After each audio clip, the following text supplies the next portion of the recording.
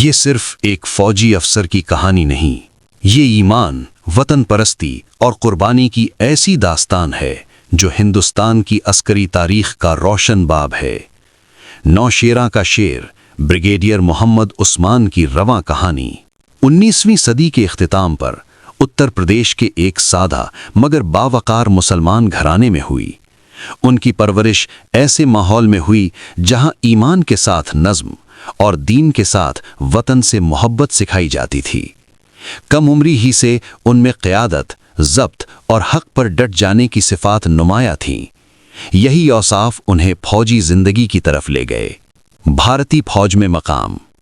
محمد عثمان نے برطانوی دور میں فوجی تربیت حاصل کی اور اپنی قابلیت، دیانت اور غیر معمولی جرت کی بدولت جلد ہی ممتاز افسران میں شمار ہونے لگے۔ 1947 میں جب ملک تقسیم ہوا اور فوج بھی 2 حصوں میں بٹ گئی تو ہر افسر کے سامنے سب سے کڑا سوال تھا: مذہب یا وطن؟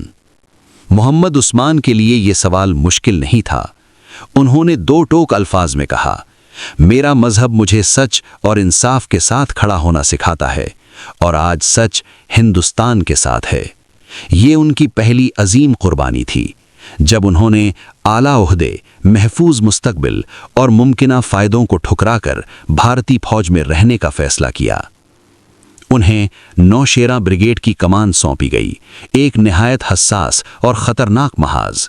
کارنامے: نوشیرہ کا محاذ۔ کشمیر کی سرزمین پر جب قبائلی حملے شدت اختیار کر گئے، نوشیرہ دشمن کے نشانے پر تھا۔ وسائل کم، سپاہی تھکے ہوئے، دشمن منظم اور بے رحم۔ ایسے وقت میں بریگیڈیئر محمد عثمان نے قیادت کو حکم نہیں بلکہ مثال بنایا۔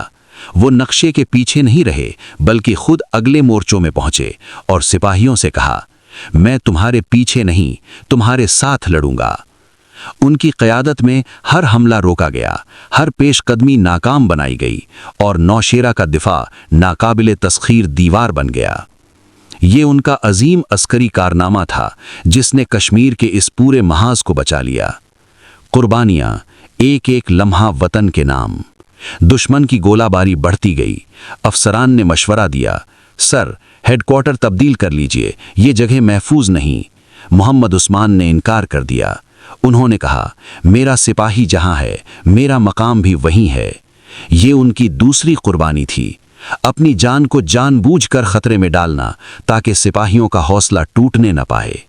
وہ دن رات مورچوں میں رہے، بغیر آرام، بغیر خوف، صرف فرض کے ساتھ۔ شہادت: نوشیرہ کا شیر امر ہو گیا۔ 3 جولائی 1948۔ دشمن کی شدید گولہ باری جاری تھی۔ ایک توپ کا گولہ براہ راست ان کے قریب آ گرا، دھماکہ ہوا اور نوشیرہ کا شیر زمین پر گر پڑا۔ وہ شہید ہو گئے۔ یہ ان کی آخری اور سب سے بڑی قربانی تھی، اپنی جان وطن کے نام کر دینا۔ وراثت اور پیغام: ان کی شہادت کے بعد بھی نوشیرہ دشمن کے ہاتھ نہ آیا۔ کشمیر کا محاذ محفوظ رہا اور ہندوستان نے ایک ایسا سپوت پایا جس نے ثابت کر دیا: وطن پرستی کا کوئی مذہب نہیں ہوتا اور قربانی کا کوئی بدل نہیں۔ آج بھی جب بہادری کی مثال دی جاتی ہے، جب وفاداری کی بات ہوتی ہے، تو بریگیڈیئر محمد عثمان کا نام خاموشی سے نہیں، فخر سے لیا جاتا ہے۔ وہ واقعی نوشیرہ کا شیر تھے اور ہمیشہ رہیں گے۔ اگر آپ کو ویڈیو اچھی لگے تو لائک، شیئر اور سبسکرائب کرنا نہ بھولیں۔